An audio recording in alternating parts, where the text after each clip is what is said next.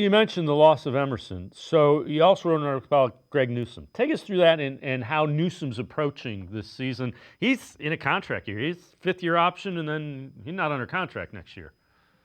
No, and I wrote this before he banged up the shoulder the other day, which doesn't seem like it's going to be that serious. I talked to him real quick on the way on the way off the field after practice. He said I should be good. He was wearing a helmet yesterday. I don't think he did anything, but he's on the field with the helmet, so that's a really good sign. Um, but what the biggest difference from last year to this year with Greg Newsome is he's healthy in camp. He missed all of camp last year with surgery to repair a torn hamstring. Then he rushed it back so he'd be ready week one. Said he never felt healthy 100% all year. Plus, he missed all those training camp and preseason reps. He said it's really hard going into week one when you haven't gone against, Jerry Jeudy and at the time Amari Cooper and David Njoku. When you haven't had those reps against quality opponents, it's really hard to then turn it on week one against, the Dallas Cowboys and CeeDee Lamb and everybody they have. So it was a tough year for him. I thought he struggled on the field. There were good spots, but it was an inconsistent year for him. And he felt great about being healthy.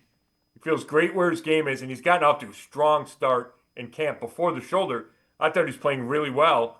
And now his role just becomes even more important. He was already going to be probably your number two corner. He was running ahead of Martin Emerson Jr., but then he would have slid inside in nickel packages and played outside and then inside. Well, now he's going to be your number two corner on the outside with Emerson gone all year.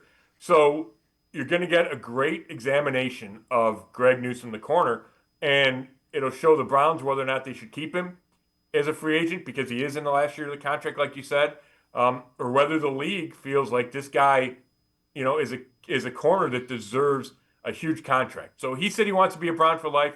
He wants to stay. And, his name's come up in trade rumors the last couple of off seasons. He said he ignores it, but every time he or his agent talks to Andrew Berry or ownership, they tell him they love him.